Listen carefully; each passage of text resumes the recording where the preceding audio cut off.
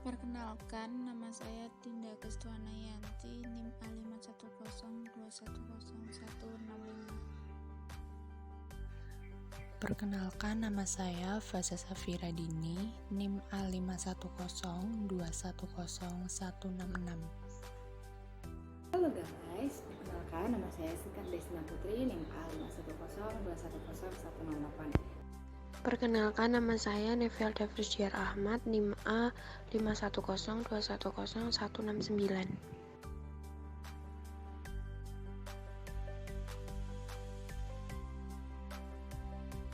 Nah, di sini saya akan menjelaskan apa sih itu sistem syaraf pada manusia. Yang pertama, kita mulai pada definisi sistem syaraf.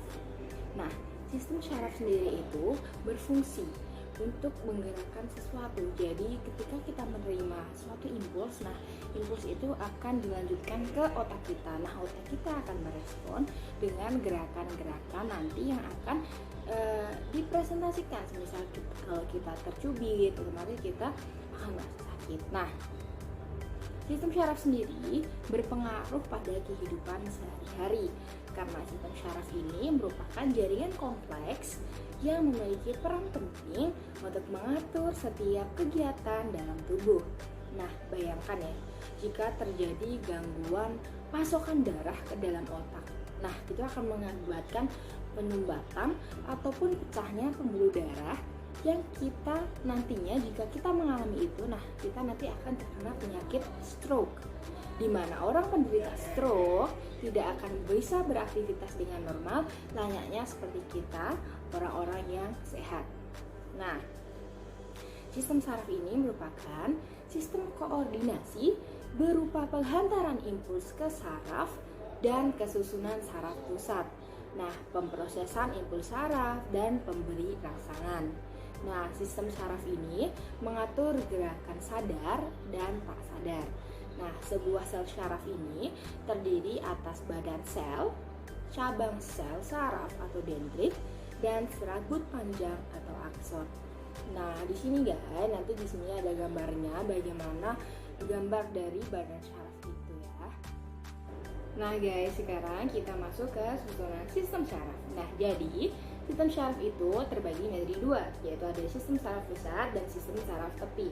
Sistem saraf pusat sendiri itu terbagi menjadi otak dan sumsum tulang belakang. Nah, sistem saraf pusat atau dalam singkatannya itu dikenal dengan SSP atau Central Nervous System dalam bahasa Inggris, merupakan saraf yang terdiri dari otak dan sumsum tulang belakang atau medula spinalis yang merupakan pusat integrasi dan kontrol seluruh aktivitas tubuh.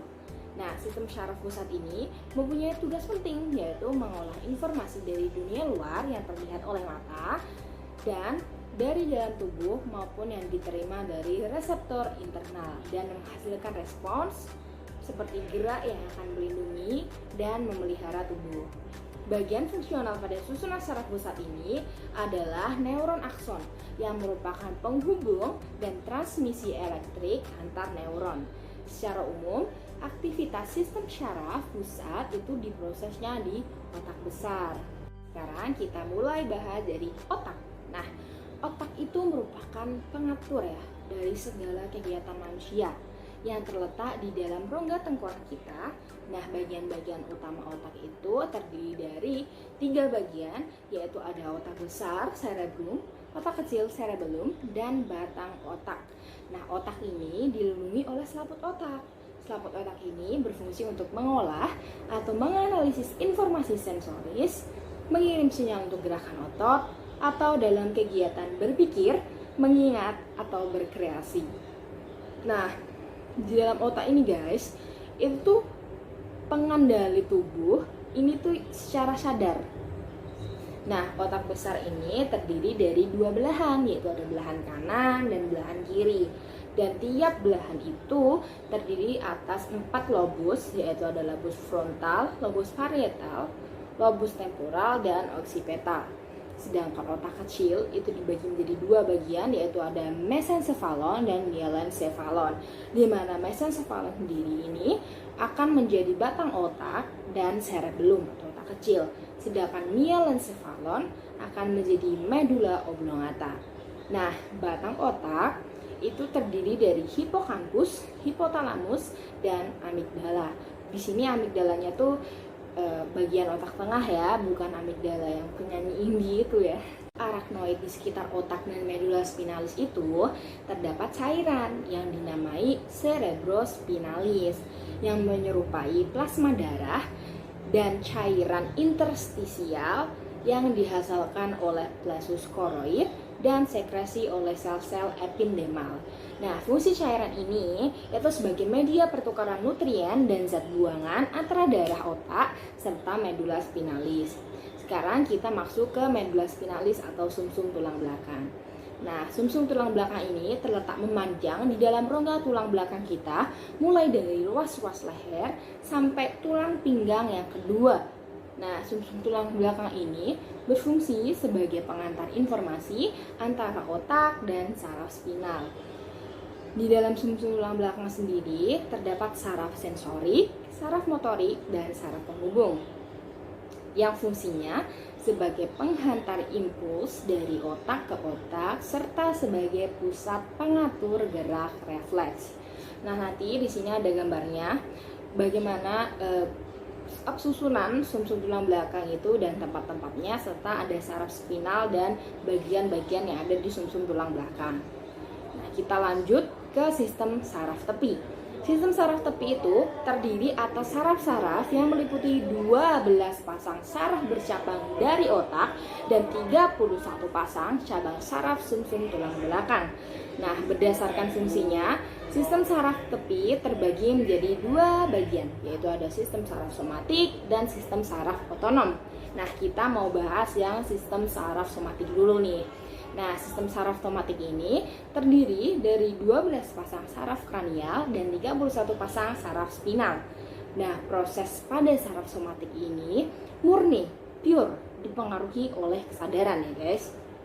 Nah, sistem saraf somatik sendiri tadi sudah saya bilang itu ada saraf kranial dan spinal. Nah, sekarang kita bahas yang kranial dulu. Nah, 2 pasang saraf kranial ini muncul dari berbagai bagian batang otak. Di beberapa dari saraf tersebut hanya tersusun dari saraf sensorik, tetapi sebagian besar juga ada yang tersusun dari serabut sensorik dan serabut motorik. Nah, nanti ini ada gambarnya. Ini sudah dijelaskan kompleks banget di sini bagian-bagian otak dan saraf-sarafnya serta mempengaruhi apa aja ini, termasuk mempengaruhi pupil mata. Itu nanti dibahas nanti di agak akhir di bagian bab hubungan sistem syaraf dan indera, panca indera. Nah, sekarang saraf spinal. Saraf spinal ini terdiri dari 31 pasang saraf spinal yang merupakan saraf gabungan sensorik dan motorik yang berfungsi membawa informasi ke korda melalui neuron eferen dan meninggalkan melalui eferen juga, guys. Nah, nanti di sini ada gambarnya yang lebih jelas lagi bagaimana sih susunan saraf itu, bagaimana sih susunan 31 pasang saraf spinal itu. Selanjutnya ada sistem saraf otonom. Sistem saraf otonom mengatur jaringan dan organ tubuh yang tidak disadari. Jaringan dan organ tubuh yang diatur oleh sistem saraf otonom adalah pembuluh darah dan jantung. Sistem ini terdiri atas sistem saraf simpatik dan sistem saraf parasimpatik. Selanjutnya ada sel-sel pada sistem saraf. Sistem saraf pada manusia terdiri dari 2 komponen, yaitu sel saraf dan sel glial. Yang pertama ada sel saraf atau neuron. Neuron berfungsi untuk proses transfer informasi pada sistem saraf. Sel saraf berfungsi untuk menghantarkan impuls. Setiap satu neuron terdiri dari 3 bagian utama, yaitu badan sel, dendrit, dan akson. Badan sel berfungsi untuk mengendalikan metabolisme keseluruhan dari neuron, serta bertanggung jawab untuk memproduksi energi dan biosintesis molekul organik. Dendrit adalah serabut sel saraf pendek dan bercabang-cabang, serta merupakan perluasan dari badan sel. Dendrit berfungsi untuk menerima dan menghantarkan rangsangan ke badan sel, sedangkan akson berfungsi untuk mempercepat jalannya rangsangan. Selanjutnya ada sel glial.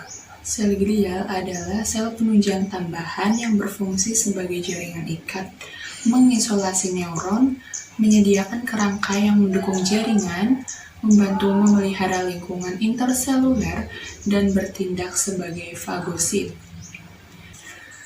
Macam-macam sel glial yaitu astroglia yang berfungsi sebagai sel pemberi makan, oligodendrolia yang berfungsi menghasilkan mielin dalam susunan saraf pusat, mikroglia yang berfungsi dalam menghilangkan sel-sel otak yang mati, dan sel epidimal yang berfungsi dalam produksi cairan cerebrospinal. Yang selanjutnya ada neuron pada sistem saraf tepi. Neuron pada sistem saraf tepi disebut ganglia. Akson juga bergabung menjadi satu dan membentuk sistem saraf tepi. Seluruh neuron dan akson diselubungi oleh sel glial yang berperan terdiri dari sel satelit dan sel Schwann. Selanjutnya ada hubungan antara sistem saraf dengan alat indera.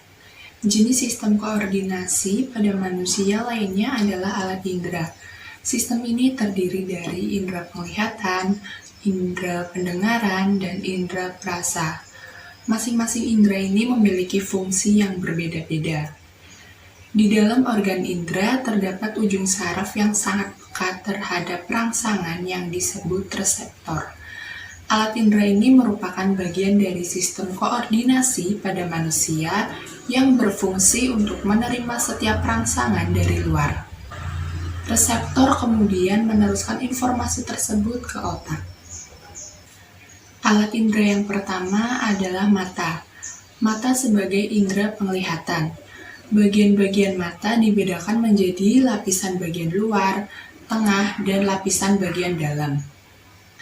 Lapisan mata paling luar berfungsi sebagai pelindung bola mata.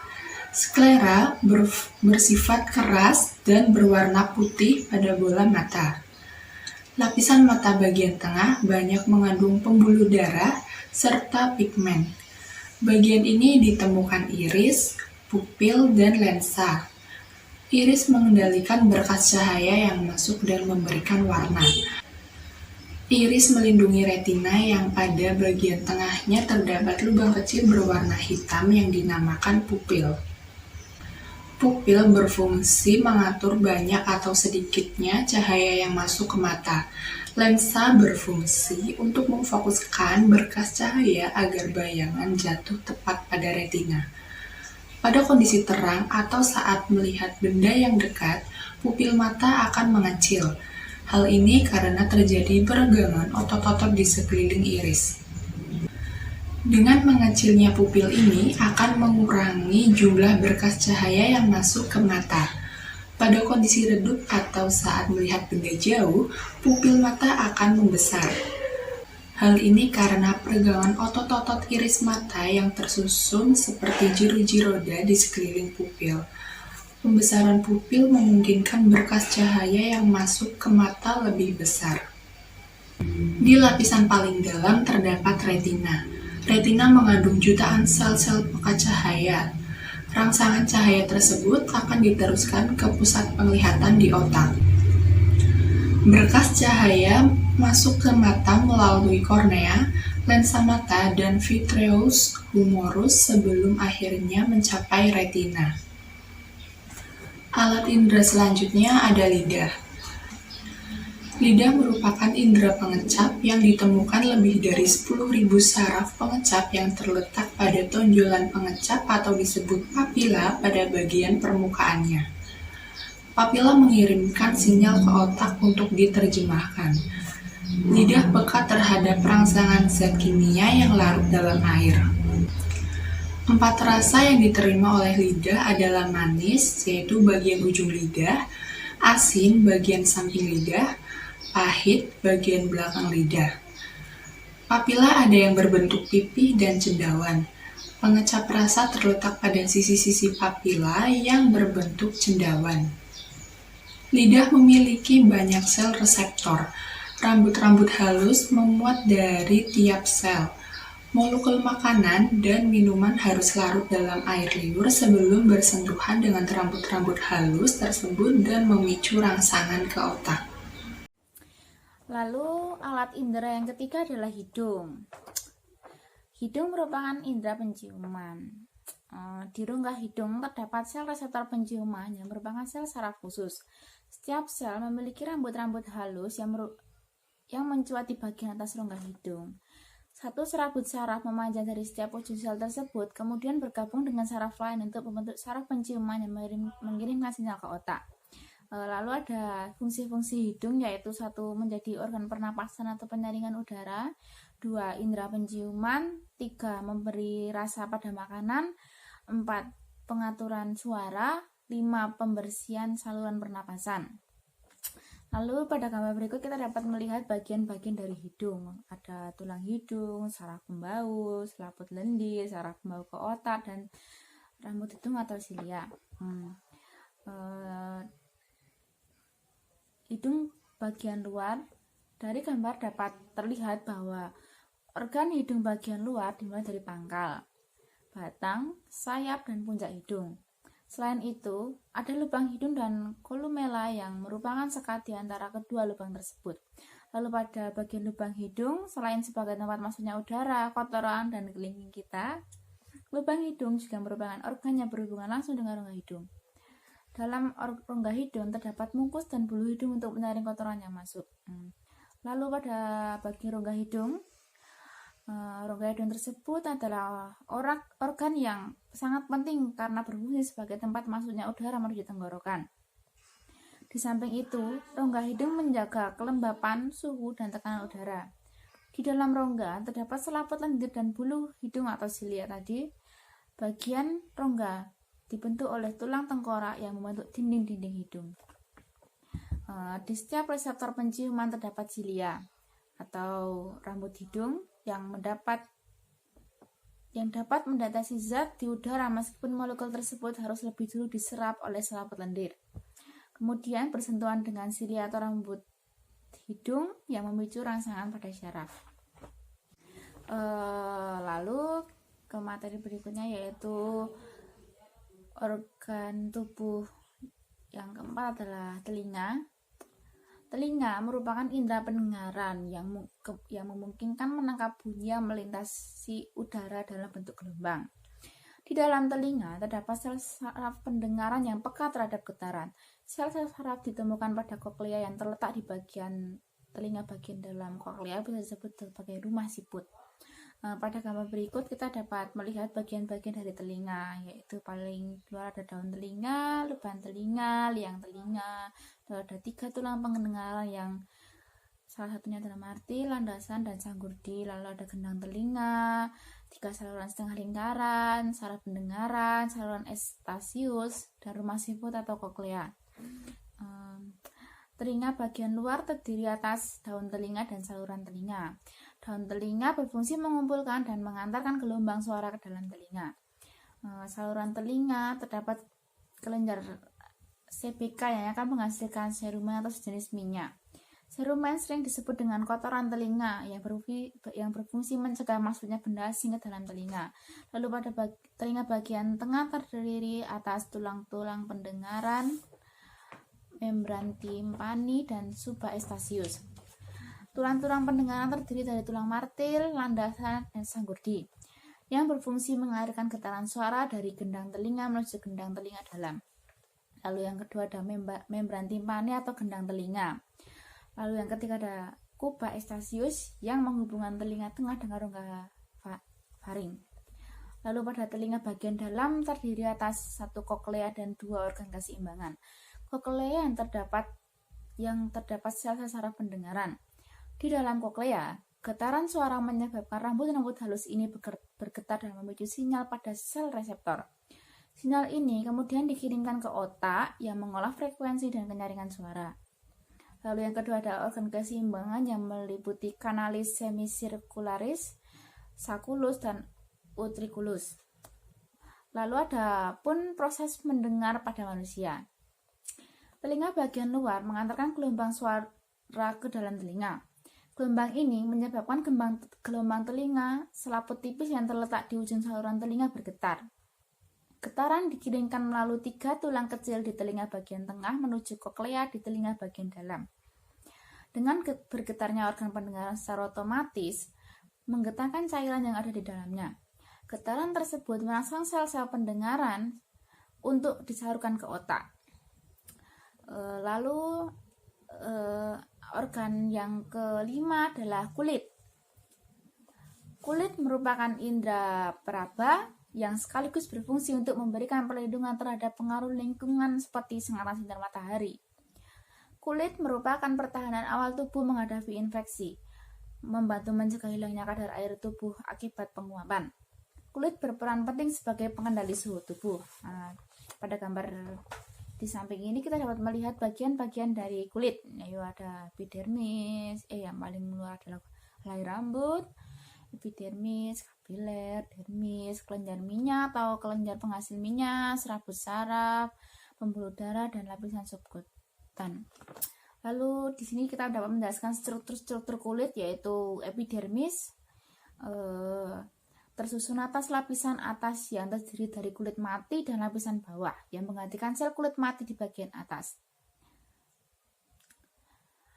Dermis merupakan lapisan di bawah epidermis. Dermis tersusun dari beberapa struktur, mencakup pembuluh darah, saraf, folikel rambut, dan kelenjar keringat. Serabut saraf terkumpul pada bagian ujung yang bebas pada reseptor sentuh atau pada jenis reseptor lain yang peka terhadap tekanan, getaran, atau perubahan suhu, seperti sel saraf Meissner untuk sentuhan, sel saraf Pacini untuk tekanan, sel saraf Ruffini untuk sel panas, sel saraf Krause untuk dingin, dan sel saraf bebas untuk rasa nyeri. Lalu, kulit juga mengeluarkan keringat, yaitu suatu cairan bergaram mencapai permukaan kulit melalui proses berikut, yaitu pori-pori dikelilingi oleh sel epidermis yang telah mati. Keringat menguap pada permukaan kulit dan membantu menurunkan suhu tubuh. Keluarnya keringat merupakan proses pembuangan kadar air tubuh yang berlebih dan sebagai zat sisa. Sensasi sentuhan terjadi akibat adanya reseptor sensoris khusus yang tersebar di seluruh permukaan tubuh. Reseptor mengirimkan sinyal melalui saraf menuju sumsum tulang belakang dan otak yang akan memproses sinyal tersebut. B. Gangguan sistem syaraf pada 5 tahun terakhir. 1. Meningitis. Meningitis atau radang selaput otak adalah salah satu jenis penyakit syaraf yang kerap dialami seseorang, terutama pada bayi, anak-anak, dan remaja. Peradangan pada selaput otak ini umumnya disebabkan oleh infeksi, virus, atau bakteri, tetapi bisa juga terjadi akibat penyakit non-infeksi seperti alergi obat atau sarkoidosis. Penderita penyakit ini biasanya merasa demam dan sakit kepala yang berlebihan. 2. Stroke. Stroke merupakan salah satu penyakit tidak menular penyebab kematian terbesar di dunia, termasuk Indonesia. Penyakit syaraf ini terjadi karena terganggunya pasokan darah ke otak akibat penyumbatan dan pecahnya pembuluh darah. 3. Epilepsi. Epilepsi atau yang biasa disebut dengan ayan adalah penyakit syaraf akibat aktivitas listrik otak yang tidak normal. Penyakit ini bisa menyebabkan penderita mengalami kejang yang berulang tanpa pemicu yang jelas. 4. Vertigo. Vertigo ditandai dengan sakit kepala dan gejala sensasi diri sendiri atau sekeliling berputar-putar. Penderita yang mengalami vertigo akan kehilangan keseimbangan dalam beberapa waktu. Hal ini juga akan membuat penderitanya merasa kesulitan untuk berdiri bahkan berjalan. Mereka juga mengalami gejala mual dan muntah. 5. Alzheimer. Penderita penyakit ini ditandai dengan melemahnya daya ingat karena penyakit ini menyerang memori yang baru saja ia simpan. Tingkat parah dari penderita Alzheimer adalah ia akan mengalami gangguan otak dalam melakukan perencanaan, penalaran, persepsi, sampai dengan bahasa. Penderita Alzheimer juga akan mengalami disorientasi dan perubahan perilaku. Di sini saya akan menjelaskan tentang cara mencegah agar tidak terkena penyakit saraf. Cara yang ke-1, olahraga teratur agar bisa membantu mencegah berbagai gangguan saraf. Olahraga tersebut dilakukan selama 10 atau 15 menit setiap pagi hingga sore. Jadi organ-organ tubuh kita itu bisa bekerja dengan baik.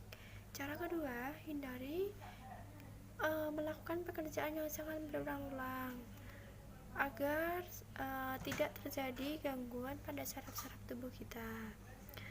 Cara yang ketiga, kita harus bisa mengoptimalkan berat badan dan kekebalan tubuh kita. Cara keempat, pastikan kita mengkonsumsi asupan vitamin B agar tubuh kita bisa terjaga dan bisa